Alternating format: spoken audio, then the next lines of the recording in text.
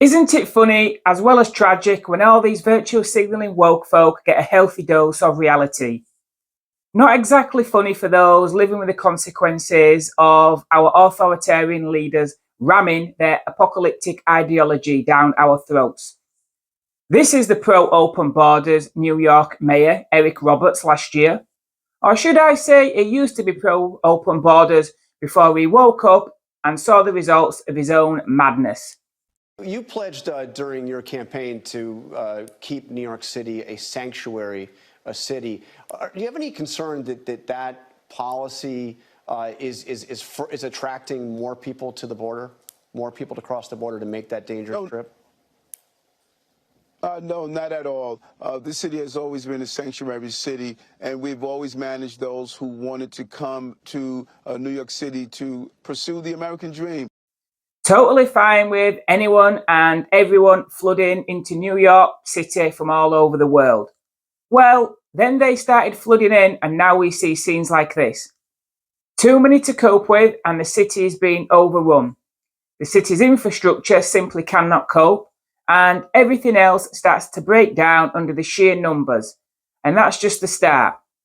And now, surprise, surprise, he recently said this. Of course he did, when he was hit in the face with a big fat reality stick. I don't see an ending to this. This issue will destroy New York City. Destroy New York City. We're getting 10,000 migrants a month. One time we were just getting Venezuela. Now we're getting Ecuador.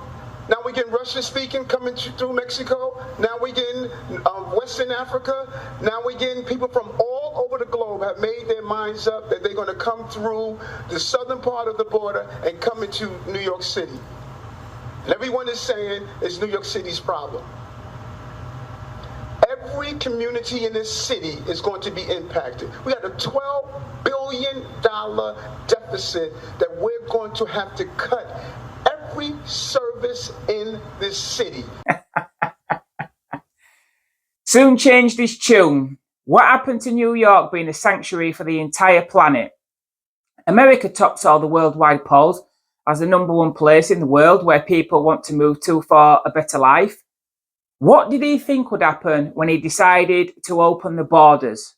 Suppose at least he has now seen sense and is trying to reverse the damage he caused. Something British leaders will never do. Hopefully at the presidential election, Biden will be out, and that'll put an end to this woke mass immigration madness.